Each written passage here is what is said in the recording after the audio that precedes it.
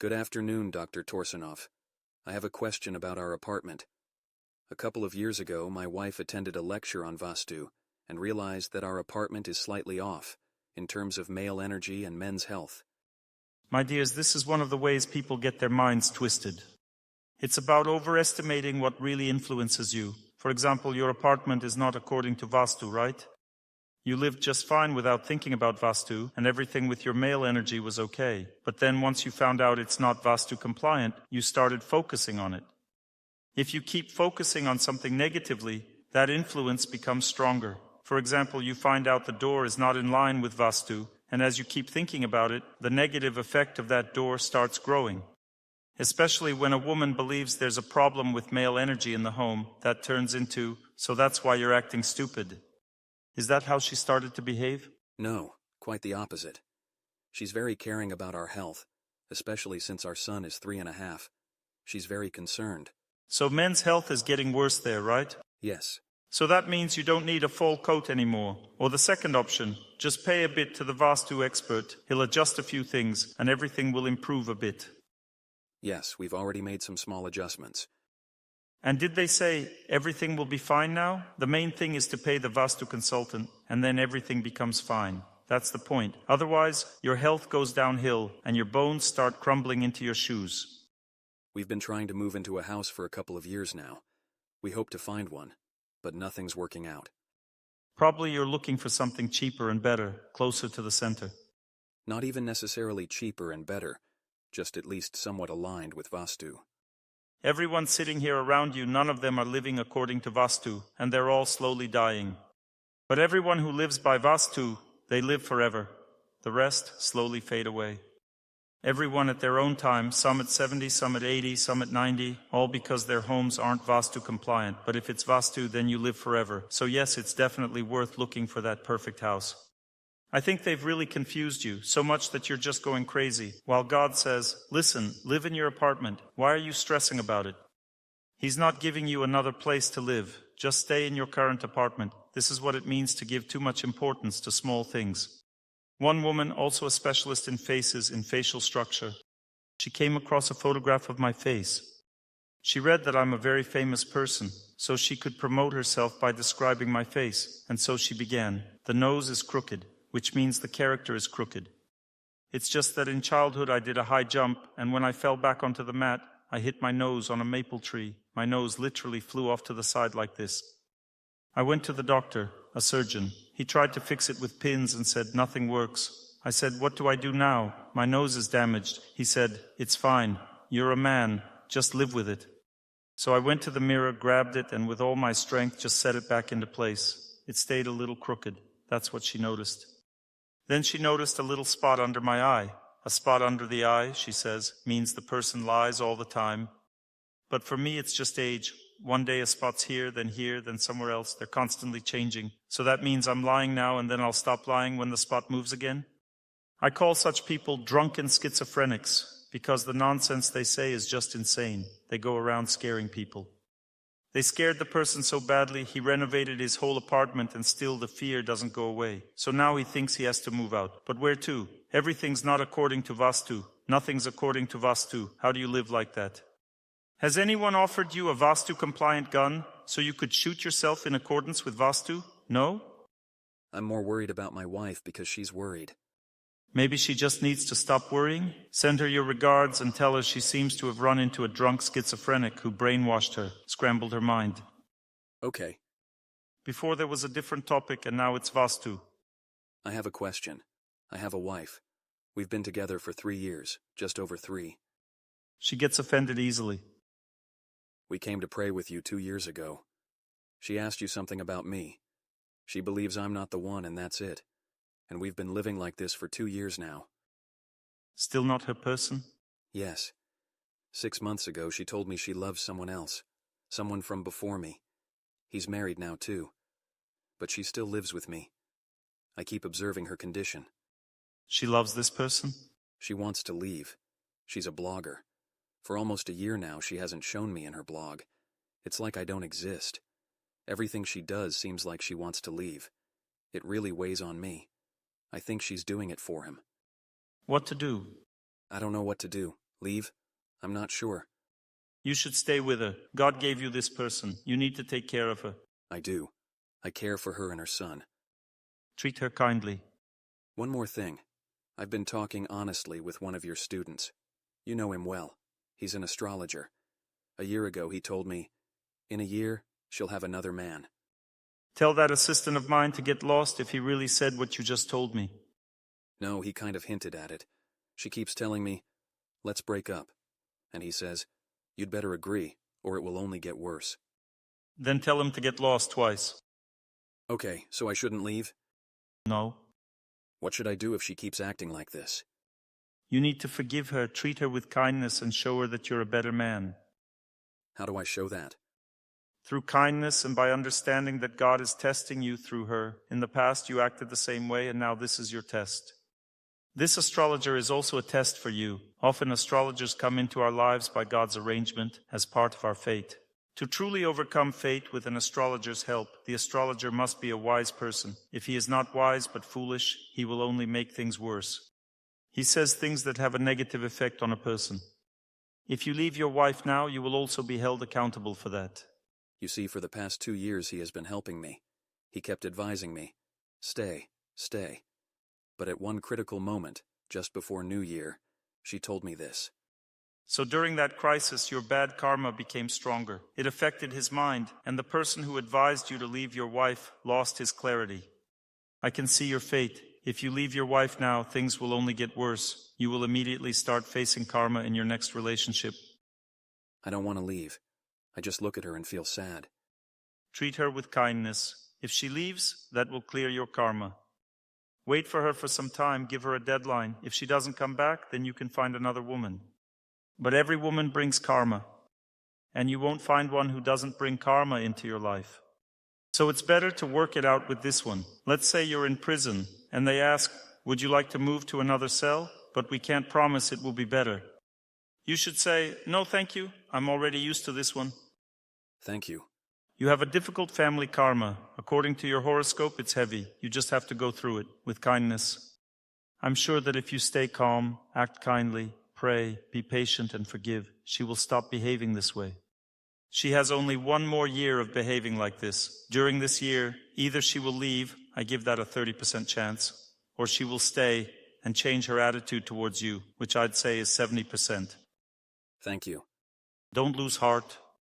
Be careful when making decisions. You're in a difficult period right now. By the way, it'll probably last around 7 more months, shorter than your wife's. But right now it's only getting stronger.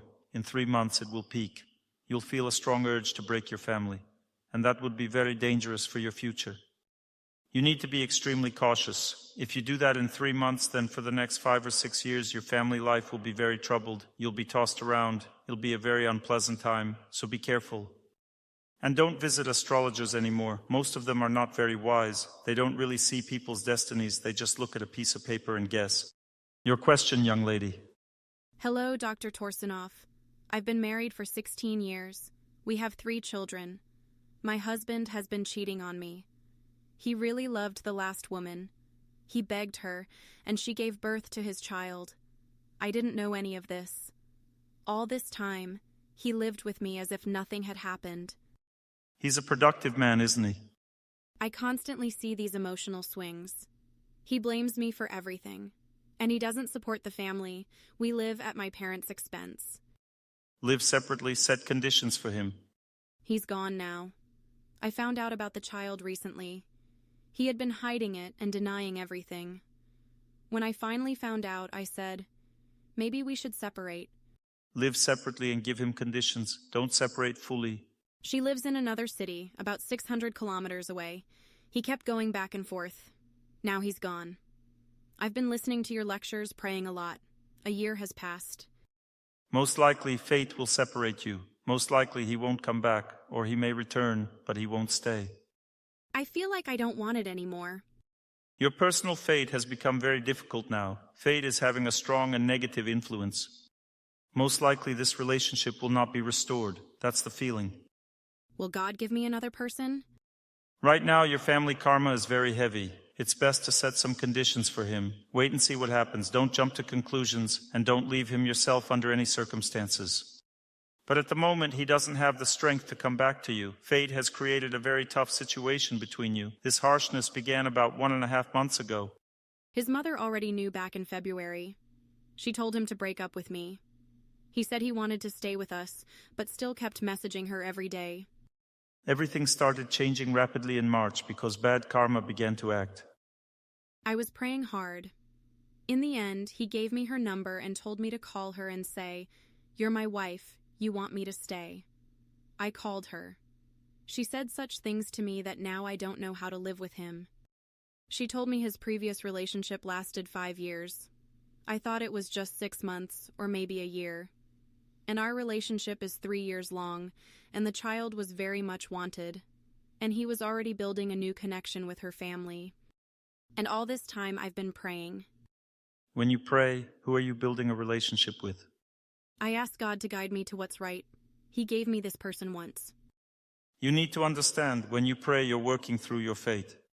And it can be worked through with this person. But if this person makes the wrong choice in life, then your fate will be worked out through someone else. God has many men, even infertile ones, who would happily accept a woman with 3 children and live a happy life. My psychologist tells me the same, that God will give me someone who will love me and my children. That's like balm for the heart when it comes to psychologists. It's good that there are good ones. Our spiritual mentor, who performed our wedding 16 years ago, always says that we must preserve the family. I have no complaints about spiritual mentors, but I do have concerns about psychologists and similar experts. They don't understand the laws of destiny and tell people all kinds of nonsense. They confuse people's minds, and that's a big problem. Then what position should I take now? Stay neutral. Don't pay attention to him. He calls me, but I don't pick up because I'm angry. You don't have to answer. You're not obligated to pick up the phone. And if he comes back and acts like nothing happened, should I take him back? Is this your home or his? My parents bought everything we have. Then let him live separately. Is anything registered in his name? Everything's in my name. But in case of divorce, everything will be split. He doesn't earn anything. Why half? You have 3 children. Some will go to the kids. I consulted a lawyer. Don't agree to a divorce. If you don't file for divorce, nothing will be divided. But how should I live? What if I meet someone else? Right now, rely on God. Don't think too far ahead. For now, don't take any action. You're going through a difficult period in your fate. It will end in 7 months. You need to wait. Pray for 7 months for your family to be restored. Don't let him into the house. Set conditions for him. What about the kids? He'll say, "It's my home too. I want to see the children." My eldest is 13. They talk. Change the locks. Seriously, like that? Don't let him in. He left before Easter. He knows how important that holiday is to me. I told you, change all the locks. Don't let him in. Tell the children not to let him in either. It's been a burden for me these past years. I've stayed with him only for the children. In my heart, I feel I love him, but I can't leave because of the kids. You can't love something bad. That's not love, that's attachment. Possibly. That's not love. Love is pure energy. We talked about that yesterday. Were you at the lecture? No, I only came today. Love is something pure. What you're describing is attachment, emotional dependence. Love is clean, not polluted. For example, if a young man treats his wife kindly despite her quirks, that's already called love, and God will reward him for it later. This is love. When someone treats their loved one kindly despite bad behavior, that's called love, but being dependent on someone is not love. I treat him well, but he just destroys me. Because people have thoughts, ideas, and desires, these are not things to be punished seriously for. But what Moses brought as commandments, don't cheat, don't steal, don't kill, don't rape, those are serious. When those things happen, that's it. Punishment begins. Kind punishment means living separately, setting conditions. Punishment is necessary. Is the condition that he should leave that family and come here? Or what conditions can I set? Yes. I set conditions that he should work, that he should spend time with our children. Yes, he should leave that family and come back here. He agreed but still left. Then live separately for 6 months. Let him think it through. He will terrorize me. Should I just ignore him? Yes. But the children will suffer. He will not terrorize you. He says he feels sick around me because of my constant prayers, church, veganism, all my quirks. He says I'm not normal and he doesn't want to live with me. Well, that's fine. There's a young girl there, she's 20, bright. Bright-minded. She'll dump him hard in a year and a half and he'll be crawling in filth. He knows, I told him, but he says he loves her. Let him, that's good. God will give you a good man, but not now. You're being punished for infidelity in your past life. You need to go through this. How much longer? 1 year and 2 months. You should have lived separately from the start, set boundaries, punished him right away when he started this. You shouldn't have lowered yourself before him. The first time I found out was long ago. Our first child had just been born. He went to temple, confessed. It doesn't matter. He got on his knees, begged for forgiveness. It doesn't matter. Still live separately and wait. Will something happen? Is there something to wait for? You must punish him. Live separately, ignore him. Don't let him in the house. What if he files for divorce? It's okay. Should I refuse? Don't agree easily. Sue him and get as much as you can. You should transfer the house to your parents now. I can't do it without his permission. You can't? Is he registered there? No, probably not. Then check with a lawyer. Maybe there's a way. Let your parents prove that they built the house and bought it with their own money. They just let you use it for a while. You can even write a statement acknowledging that the house belongs to your parents. It's so hard for me, because he loves the children. I don't know. Then why are you asking me if you don't want to do what I suggest? I want to. I have no strength left. Go see a lawyer and find out how you can transfer the house back to your parents. If they built it and gave it to you and he's not registered there and your children agree, then you all can transfer it to your parents' name. I have another problem with my mom. You heard what I said. Then change the locks, like in that song. Goodbye from every station, the trains are leaving to distant lands. Goodbye. We're parting forever under January's white sky. Goodbye. Don't say a word. Become stronger. Rely on God. You pray, so who are you depending on? On a man who disrespected you, who humiliated you, and you still depend on him. That's a shameful dependence. You can't imagine what kind of man God has prepared for you, but instead you are drowning in filth. You owe this person nothing. Faith, it's not what you think. It means something else entirely. Faith means relying on God, not on another person. That is real faith. If you truly believe, then you know God will give you something better. That's what faith means. I'm very dependent on my mother's opinion. My father had many affairs, but she kept the family together. But your story is different. There are many families around me in the same situation. And my mom keeps telling me, what if he changes? Everything will be fine. No, he made his choice. A person can change if he sincerely repents, but he's not repenting anymore. The situation is different now. Did my neighbor come to the lecture or not? Hello, Dr. Torsunov. Is that you? Let me tell you something funny. You'll laugh. Yesterday, Zhenya suddenly decided not to go home with me. He planned to walk me and then leave, but he suddenly disappeared right after the lecture. So another young man walked me instead. He didn't know where the apartment was, and I had no sense of direction at all. We got to the floor, turned the wrong way, and he started trying to unlock a door. The key didn't fit, so he tried another. We have 3. Then suddenly he pressed the door handle. It opened by itself. The way it's arranged there's a shared hallway with 2 apartments. I thought, okay, maybe that door was just to the hallway. I walked in and it was a stranger's apartment. Everything was open. A woman inside called out, "Who's there?" I said, "Sorry, we got the wrong place," and we left. Then she opened the door again and said, "Dr. Torsunov," and fell to her knees. Is this a dream or real life? Did this really happen? Yes. And now she's at the lecture. I was stunned. See how the Lord works? Just so she would come to the lecture, He placed me near her apartment and even arranged for me to walk into her home by accident. Can you imagine? I had never in my life entered someone else's home. And there I was, barging right into a stranger's house. A normal situation. That's how the Lord acts. She missed me. 3 weeks ago she was going through something emotional, remembering me and wanting to meet. So we met, everything turned out fine. The Lord gave you that chance. That's why this world is so amazing. If we are strong inside, if our faith is strong, if we are strong ourselves, then the Lord gives us a lot of joy in life. But we must pass our tests, my dears. And passing these tests means going through things like this. Someone may need to remain a wife, if she hasn't yet taken the final step, but just feels ready to. And someone else may need to put an end to it, when the person has betrayed them again and again and has become completely shameless. Putting an end means living separately, setting certain conditions that might help you begin to trust that person again. My dears, life on this earth is very, very difficult. We must learn how to live it the right way. You were rude to her. Yes, you were rude to her for several years, behaved badly, she was hurt by you, and sometimes because of that hurt, women start acting in certain ways. She got hurt and later decided she doesn't love you anymore. You see, a woman doesn't think in a purely logical way. At first, she was emotionally attached to you. That was 3 years ago. But for 3 years, you've treated her harshly. So about 1.5 years ago, she decided she doesn't love you anymore. But really, it's just the pain speaking. You need to help her calm down. It will take about 6 months. Be kind to her.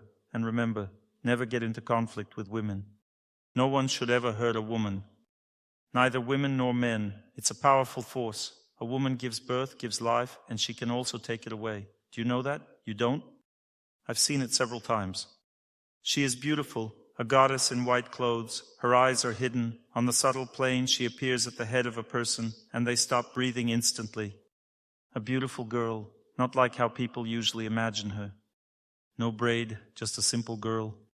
A woman too. There are 3 divine feminine forms that operate in this world or even lead it. The first divine form is the God's wife.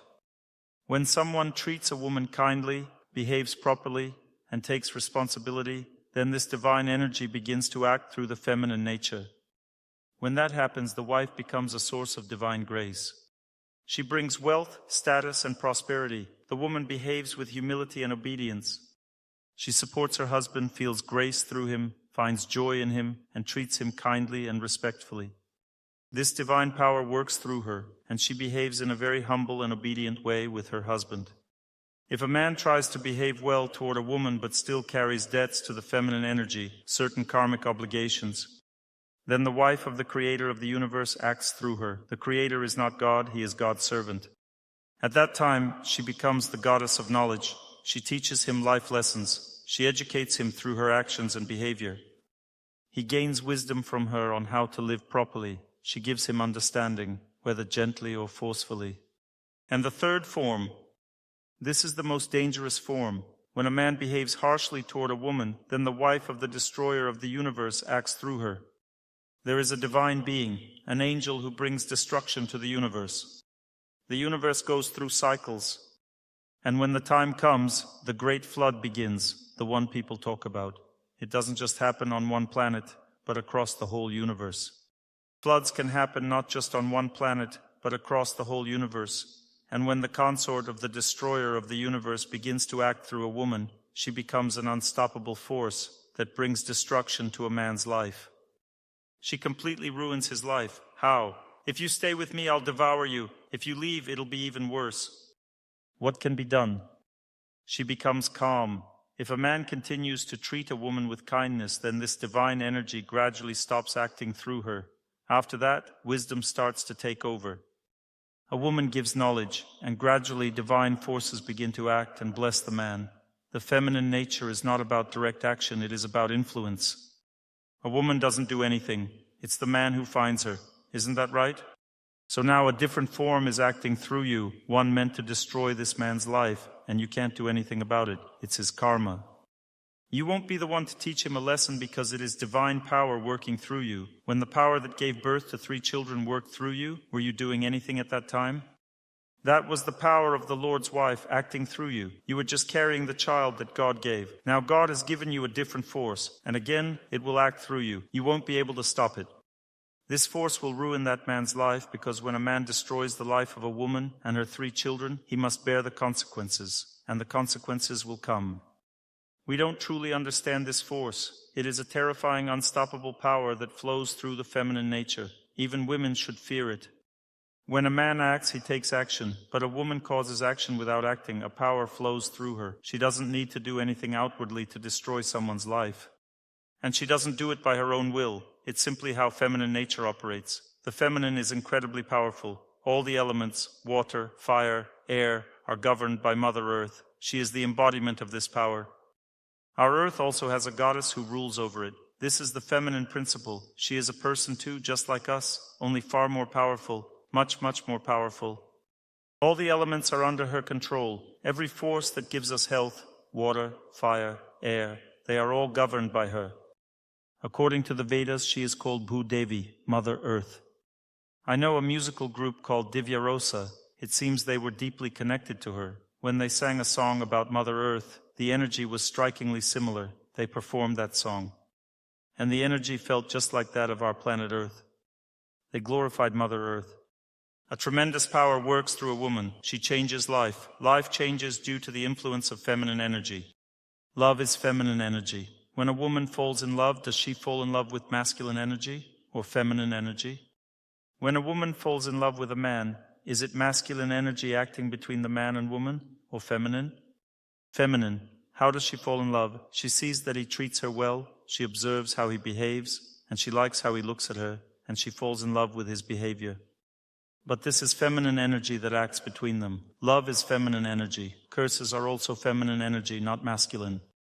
Blessing is feminine energy, curse is feminine energy. The active principle belongs to men, he acts, but when a person acts, this action can be either diminished or amplified. And so feminine energy either diminishes action or amplifies action. If a wife is faithful and she prays for her husband. Now I have such an interesting experience. Many people who listen to my lectures pray for their husbands. And they contact me. Not a single one has lost her husband. Not a single one, I swear to God. But among those who didn't pray, many have died. But those who pray, they save their husbands with their power. Can you imagine what powerful energy is at work? Who is Victory? Mother, again a woman. I'll give one example. The fascists decided to hang one girl because she was in a partisan unit. And they gathered the whole village to hang her. And before they hanged her, she said, "You will all be cursed." And then they hanged her. And then Stalin found out that she had been hanged. And he gave an order that the entire unit should be destroyed. Not one person should remain alive, and they destroyed all of it. Not one person who saw this woman's death, not one man remained alive. All perished. You know who I'm talking about.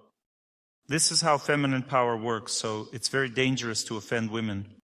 And I'm saying this for everyone, not just for men, I'm also saying this for women. But women understand more the danger of dealing with women. They feel this power more. Because they feel this power in themselves and they also feel it in other women. Therefore, when a man cruelly cheats on his wife, a man has more opportunity to act. A woman is bound by her obligations before children. She loves her children. She cannot cheat. Maybe she wants to as well, but most often she cannot, because she feels sorry for the children, for her family. A man has more opportunity to cheat. But when he cheats or leaves, especially the more family members there are, the more problems he has afterward. Just imagine abandoning one person, that's one scenario. Abandoning two, that's another scenario. 3 is a third one, 4 is a fourth scenario. Abandoning 4 people at once. I see this person's fate, nothing good will happen in his life from this moment on. For him to make amends, he needs to do a lot in his life. But if you continue to indulge this person, you will be punished by God, because you are sending him to hell with your soft-heartedness now. He says it very strictly. I will hang myself. Let him hang himself. I'm afraid to pull him out of this state afterward. To avoid having to pull him out, simply don't let him into the house. I told you. You need to do the following. You need to strongly ask your parents, for the preservation of your family, to improve the situation, to register the house in their names. Do this through lawyers. All this can be proven because they bought this house with their own money. They built it, right? It's an apartment, but yes. Yes, they did all this. They registered you without him. They have the right to revoke all this back. They should do this and the children should agree. Let the children be registered and you unregister. The children will be registered, you unregister. That's it. He will want to communicate with the children soon. Don't allow it. The children will start crying. Well, okay, allow it, but not in this apartment. Don't let him into the apartment. Change the locks. The person has crossed the line. Many years of cheating and now he's left for another woman. That's it. How much more can you take? You are now turning him into a snake. If you continue to indulge him, he will go to hell. Now you can save him with strictness. If you behave strictly, it becomes better for him and better for you. If you continue to indulge him, you will be punished. Until now, you prayed for him, and with prayer you helped him. But now you can no longer help him with your prayer. Although you need to pray, now you also need to punish him too. Did you hear me or not? Yes, everything in my head is like a fog. Sometimes jokes come to an end. Have we resolved your issue? And if I can't stand it and file for divorce, you say it's not allowed? You will be punished. You must wait 6 months. But don't let him into the apartment. After 6 months, you can file for divorce, but first register the apartment to your parents. The person doesn't work. He doesn't deserve anything. He lives at someone's expense. He's a pig. A man shouldn't live like that. Okay, let's continue our conversation. We are studying faithfulness and respect in the family. Yesterday we talked about accepting a person as they are, about a kind attitude toward them. Then further wait until gratitude appears in them. From this moment, when gratitude appears in them, respect becomes possible in the family, because respect is the energy, the power, which makes it possible to have love. Love not in the form of enjoyment and dependency, but love as a pure, bright force that flows between two hearts. Because this pure, bright force still needs to be earned. And it's not easy. At first, there is simply the desire to enjoy each other, but you need to earn it. And it's a long journey. It seems like a journey to nowhere. For example, she says she loves someone else. These are just words. She deleted you from all accounts. This is revenge. I will now tell you how female nature works in general. Men, don't be surprised now you're about to have some revelations, and you ladies, please tell the truth honestly. If your husband makes you very angry, can you tell him something completely untrue that would hurt him deeply? For example, saying, I never loved you, I have someone else, and I should never have gotten involved with you in the first place. Raise your hand if you could say something like that. Easily. See, some say easily. This is female nature. She does everything to hurt you because she can't behave rudely with you. She can only hurt you, and she starts making things up, inventing all this. I'm talking about female nature. This is just how a woman behaves. She says, I never loved you. My wife once said that to me. The next day I approached her and said, how do you even live with me if that's the case? She said, what do you mean? I said, well, you never loved me. She said, why do you believe that? I was just angry and said that. Now I love you again. I thought, wow, that's the kind of energy women have. And don't think this only happens with us. I've studied the scriptures which describe the relationship between God and his spouse. The exact same things happen there. She can say the same things to him and then change her mind. God's spouse speaks to him like that. Can you imagine? What can we expect for ourselves? So what is female energy? An untamable, insurmountable force which even the woman herself cannot control. When she says something, she can't help but say it, because that's how it works. She can't do anything about it. She says, because that's how it works, and that's it. Ladies, raise your hand if you can stop yourself when this force starts to act. 5 women out of the entire hall. Good, some of you can. Can you always stop yourself? The husband doesn't agree. You need to understand the difference when it's necessary. So you act from a position of intelligence? Good. It doesn't matter. What matters is that there is a force, it has a female nature, it's untamable. It gives birth, it gives death, it curses, it blesses. It saves from death those who fight, or it doesn't save them. If a man has behaved unworthily, a woman might not pray for him, but that's not very good, of course. In any case, this force is powerful. This is what you need to know, that this force is powerful. Although outwardly it seems weak. This is female energy. Love is also female energy. Why does the Lord submit to his spouse? What do you think? Does the Lord submit to his spouse or not? He does submit. Why? Because love is the most desirable force in this world, even for God. I'll tell you more. The Lord submits not only to his spouse, he also submits to saints. For example, there's no rain, there's a drought. A holy person says to the Lord, listen, people are suffering. Give rain. People ask me to ask you. Immediately clouds gather. Rain starts. A holy person wanted it, and immediately it started raining. Complete submission.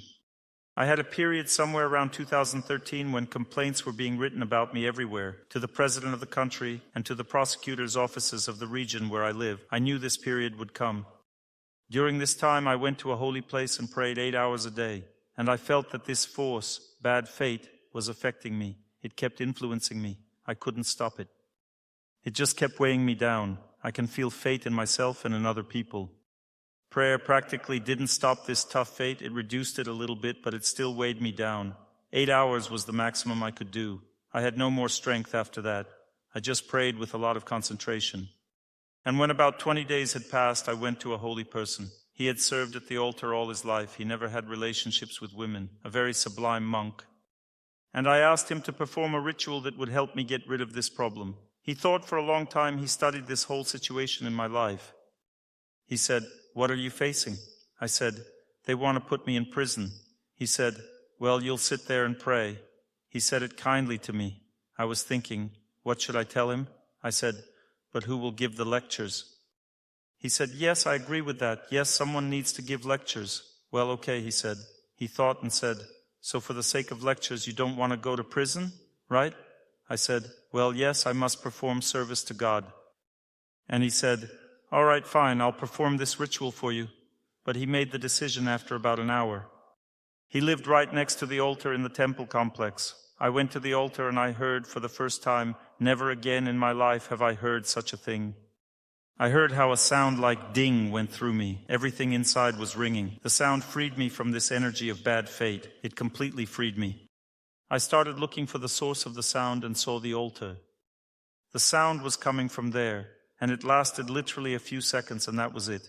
He hadn't even had time to perform any ritual. He just said, "Okay, I'll pray for you." That was enough. And then the very next day, fate weighed me down just the same. When a bad period is going on, it weighs down anew every day. Fate mainly weighs down at night. During the day, it already strengthens its influence through a person. At night, when you sleep, it weighs down. I woke up at night again and saw the burden of fate had become heavier again. I started praying and the heaviness began to leave me, and prayer was defeating fate much more easily.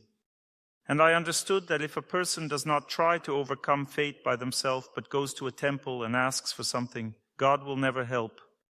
God helps when a person has already spent all their strength. They have no strength left. They fall to their knees and say, "That's it, I can't do it anymore, help." Then he helps easily, immediately. If a person prays, makes efforts, remembers God as much as they can, then the time comes, and the Lord very easily through a holy person removes all their problems. Do you know what happened next? People from the authorities came to me and said, "We've studied everything and believe that these people are deliberately defaming you. Let's put them in prison." They came to me, can you imagine? I said, "Don't put them in prison. Let them live." That was it. Then everything quickly ended. All this slander against me is still on the internet. You can find it. I thought, let this slander remain there. People who are not inclined to listen to me will read all that and won't listen to my lectures. And if people in their hearts have a normal attitude towards me, they won't read all this. There's so much written about me. Illegitimate children, maybe I conceived them through immaculate conception. I don't know, because I don't have extramarital relationships in my life at all. Where did these illegitimate children come from? It's all ridiculous and frightening.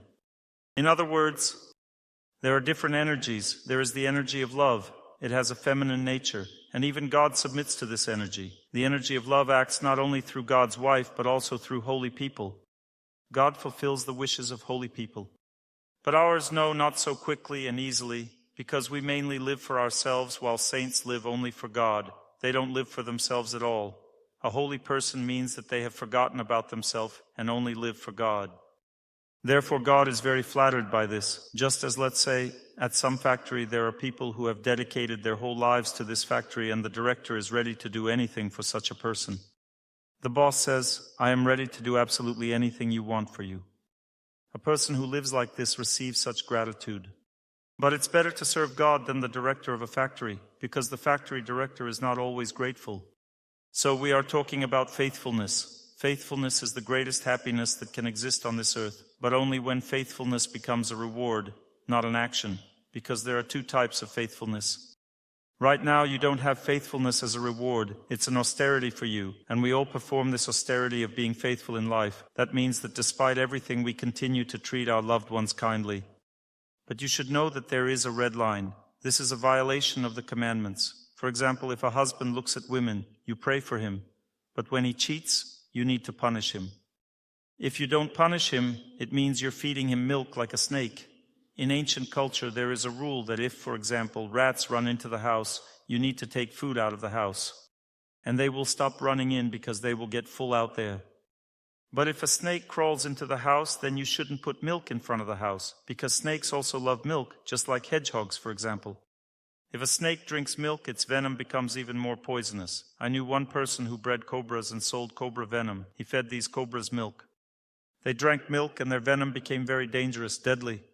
When a woman treats kindly a man who is cheating on her, she is feeding him milk like a snake, which becomes increasingly poisonous. A person who has broken Moses' commandments cannot return on their own. Such is the problem of this power of fate, the violation of these commandments. And then someone needs to help him, and help is only punishment in this case. When a person kills people or cheats, they are called bandits. What is a bandit? It means the person can't stop themselves anymore. They need to be punished. A person must experience punishment in order to return to normal life. Otherwise, they will simply continue to do this. You understand? The same applies to a person who has cheated. Because they can no longer stop, they need to continue living like this further. They bit the forbidden fruit and lost their mind. Therefore, we should take care of our loved ones, help them.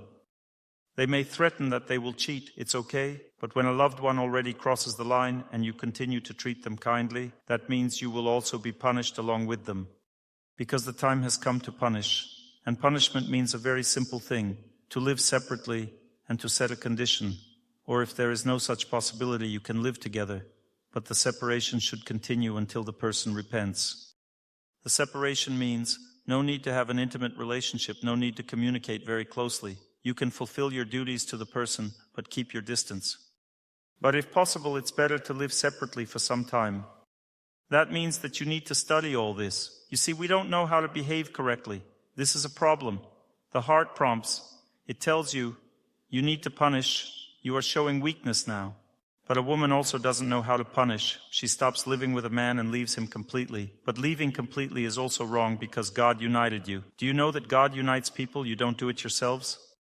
How does God unite? He reveals the divine in a woman, the divine in a man. These two divine energies begin to interact. This vision of purity and the divine in a person is the energy of love. There's no other way to love. Love is not enjoying sex with a person. Love is when you see the divine in them. Then love arises. God reveals the divine. Do you see the divine in everyone? You know that holy people love everyone just as you love each other. Because they see the divine in everyone. Holy people adore all people. They just adore people. Jesus Christ adored everyone. He wanted to help everyone. Please tell me, is it possible for this energy to act through a wife when he cheats and she doesn't punish him, but inside the energy feels like it's boiling? Do you feel that energy is going through you and it punishes him? You can choose not to punish him. You need to set yourself up for God and then you can stop this flow. Say, let the punishment come through someone else. I don't want to. And God will fulfill your wish. You may not punish the person, but someone will punish him. The best thing is to say, listen, this is your person. Punish him yourself. I don't want to get involved with this at all. But you have no right to feed him milk at the same time. You may also say, punish him yourself. He will punish even better. But you need to try very hard when punishment comes through you. You should start remembering God so much, and at this time you'll feel relief. And at that moment, as soon as you feel relief, punishment will immediately go directly through God. God can punish directly, or he can do it through you. There are different options. I had such a case. One person whom I didn't even have the right to punish because he was quite elevated, but he was committing not very good actions towards me, and the power that forced me to punish him started to flow through me. But I prayed not to punish him. I said, Lord, you decide yourself. I can't. I don't want to participate in this. I prayed like this, and the Lord let me go. He made it so that I wouldn't punish. So, can I do the same? You can, but you should live separately. In your case, it's like this. Nothing can be done. So faithfulness as an austerity exists for all people on earth up to a certain point, because you still need to know what faithfulness is. For example, if you came home and didn't approach your wife, didn't sit next to her, didn't say to her, how are you doing? Tell me about your life. What if she doesn't want us to approach each other? Then you need to keep your distance, put flowers somewhere in another room. It means you have already hurt her feelings very badly. Yes. Then don't do anything. There's a joke like that. Watson, what is barking so loudly? That's the Baskerville hound, sir. And what is that, howling so very loudly? That's the Baskerville donkey, sir. And what is that deathly silence? That's the Baskerville fish. In your case, it's the Baskerville fish. Just maintain kind silence and she will be happy. Because you've realized that you've already gone too far, right? She doesn't even want flowers, even in the next room, right? Does she still cook for you? See, she cooks but doesn't want to talk to you or see you. It happens sometimes. Then everything is fine. You have a chance. So you come home, approach your wife, sit down with her and say, "How are you, my dear? How are you doing?" And during this time, don't talk about yourself. Just listen to what she says, and don't evaluate what she says. Don't make your own conclusions about it. Just listen, nod your head. Ladies, do you like this approach? Does this option work for you? It works. Ladies, what does it mean if a man behaves like this? What does it mean? It means he loves you. And if he doesn't love you, how does he behave? He's inattentive, doesn't listen, talks all the time himself, gives some advice, eats, burps, and that's all. He doesn't thank you. That means you need to have knowledge about what faithfulness means for a man. A man is always active. He needs to rush somewhere, achieve something. He doesn't even have time for anything else. He comes home, and as soon as he feels he has strength, he sits next to his wife and puts aside his phone, hockey, TV, computer, everything, and just looks at his wife. "How are you, my dear? How can I help you? What can I do for you?" Mostly women won't say anything. They will be silent because they won't believe that he's honestly behaving this way. But when she relaxes, calms down, she will start telling how she lives, what worries her, and during this time, don't laugh at her. You need to listen kindly. Say, "Yes, this is so important that children have diapers." Women have many such important moments in life, and then she sees that he is interested in her, that he is very grateful to her for her care. Once my wife cooked something. I saw that she had prepared this and I didn't expect it at all. I was surprised. "Wow, how did you guess to cook this?" And she became so happy. She liked that I was surprised. Well, after that, I always started to be surprised no matter what she cooked. I saw she liked it. I started to always be surprised. And once I got a very serious phone call, and she was already bringing me what she had cooked. I picked up the phone. Then I hung up, looked at her, and she was standing there pale. I said, "Why are you pale?" She said, "Why aren't you surprised?" I said, "Let's do it again. Go back. Bring it again." She took it back. When she brought it again, I said, "Ah, what a delicious meal you've cooked." A certain mood of kindness towards a woman, being very attentive to her, looking at her, that means gratitude. There's a joke. A wife sees that her husband doesn't pay any attention to her at all. She put on a gas mask. He opens the door, just walks past. She says, "Didn't you notice anything?" He says, "Did you pluck your eyebrows or something?" Once my wife opens the door and I say, "Oh, what a beautiful new dress you have. Who bought it for you?" And she says, "You gave it to me as a wedding gift." She just hadn't worn it for many years. I had already forgotten. It was very funny. So you need to pay attention. Even if sometimes you might not get it right, it might be inappropriate. Ladies, do you like such behavior? When a man behaves like this, do you like it? And what shouldn't he do? What behavior with a woman is inappropriate? Don't talk to her strictly. Don't act smart. She doesn't understand this. When you talk to a woman like that, she immediately tenses up. She starts feeling heaviness in her head. She feels pressure. Something hurts. She thinks, when will he finish? She can't listen to all of this at all. She can't listen to it. The female psyche is not at all designed for strictness. Strictness for a woman is an insurmountable force that she cannot accept into her life. Do you want your girls to be intelligent? Do you know what intelligent girls mean? They don't do any foolish things. You know, for girls to be intelligent, you always need to talk to them kindly, even if they are being capricious and forcing you to be strict. If you always talk kindly to a girl, how does she start to behave? She hears everything. That means she understands what you are telling her. Her intelligence is turned on, because a woman's intelligence only works when there is an energy of kindness. No kindness, no intelligence. Intelligence doesn't turn on.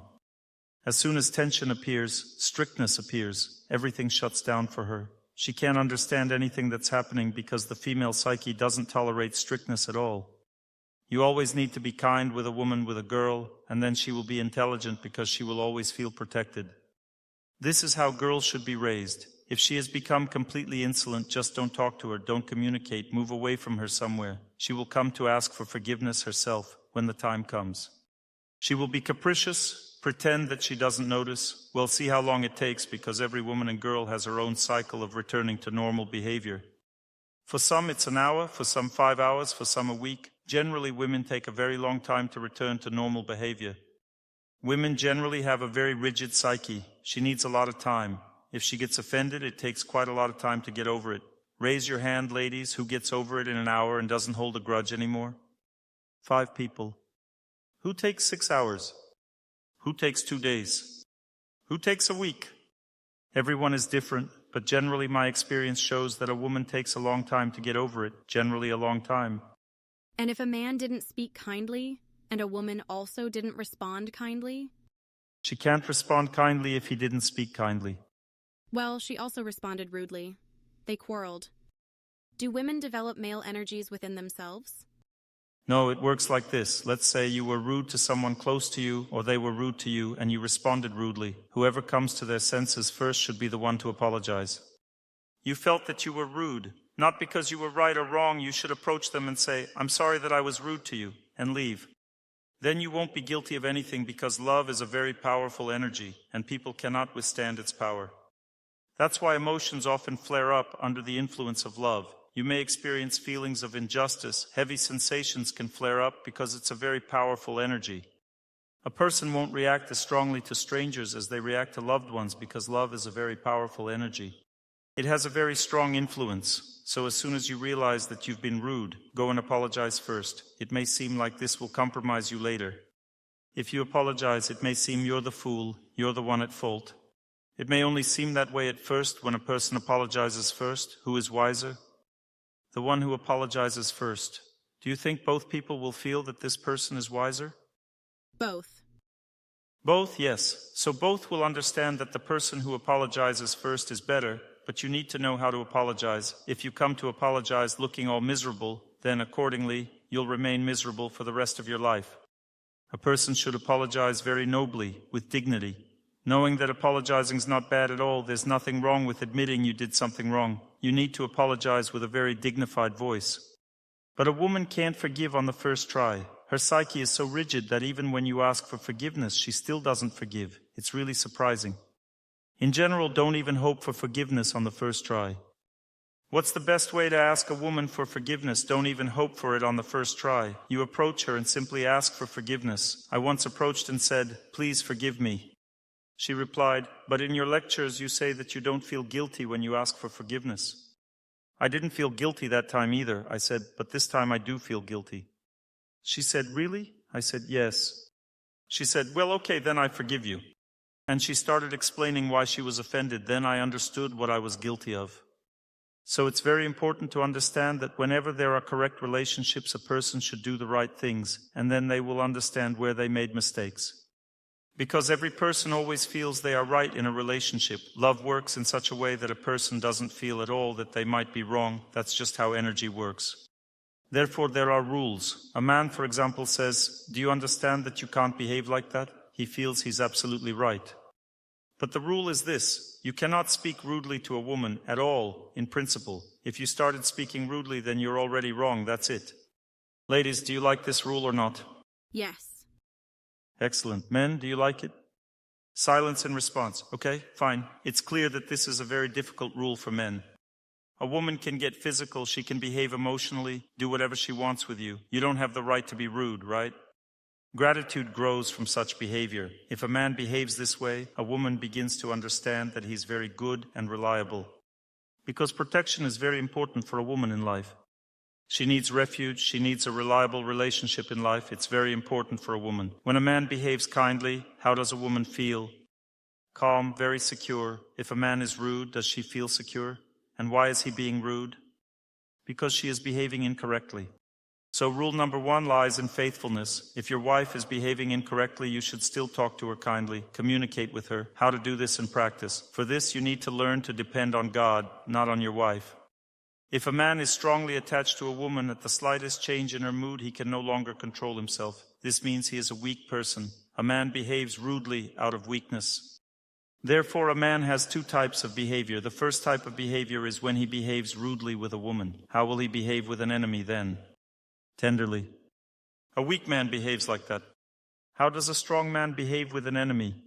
Firmly. And how does he behave with a woman? Gently. Therefore, according to the Vedas, a husband should be like a lamb at home and like a lion outside. This is male nature, strong male nature. At home, like a lamb, outside he should be very strong, like a lion. When a man at home behaves like a lamb, very kindly with her, tenderly, Does a woman consider him weak? Now men, listen attentively. Does she consider him weak? Let's say he's gentle. She's worried. He says, everything will be fine, my dear. Don't worry. What does she think? That he's weak? No, a strong person. A strong person, right? One man didn't know that love has two shores. He was always very kind and gentle with his wife, and she became impudent. Because when a person becomes impudent, you need to go to the other shore, the shore of separation. Love always has two shores, and only strong people are worthy of love. I already told you yesterday, strong people means they can live on both shores. Weak ones either are only lovey-dovey with their wife or only act rudely. Being rude is only the shore of separation, and lovey-dovey is only the shore of meeting. Strong people can live on both shores. They can swim across the river of love. Swimming across the river of love is very difficult. Some people become strongly attached to someone close, become dependent, become weak. The shore of separation means the man is rude. The shore of meeting means the man is weak. The shore of separation means a hysterical woman. The shore of meeting means a woman is strongly dependent on a man. She always agrees and allows him everything. There is a shore of meeting, a shore of separation, two shores of love. Love cannot live on one shore. A river cannot exist with only one shore. If a river has only one shore, what will happen next? It will flow to the other side. If love only has the shore of meeting, where does the river flow? To the opposite shore, meaning destroying the family. If there's only the shore of separation, it also flows in another direction. You understand? So this man behaved very kindly with his wife, very kindly, and she became impudent toward him. What should he do now?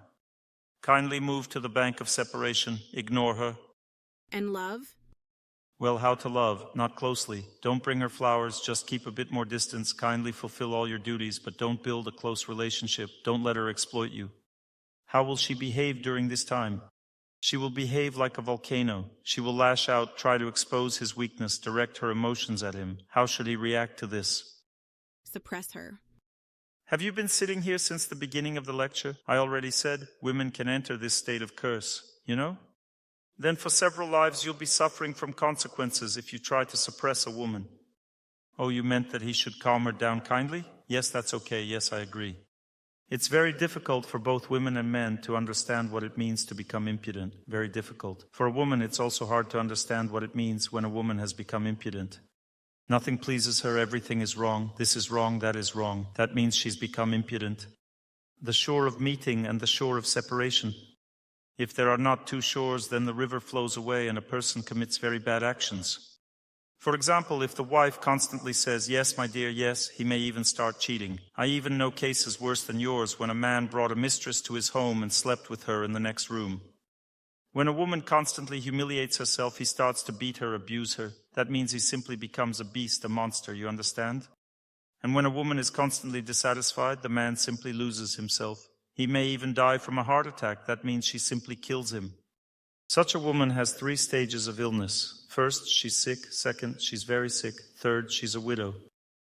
He's already dead and she's still sick. If you want too much from your husband, he burns out. His life expectancy decreases.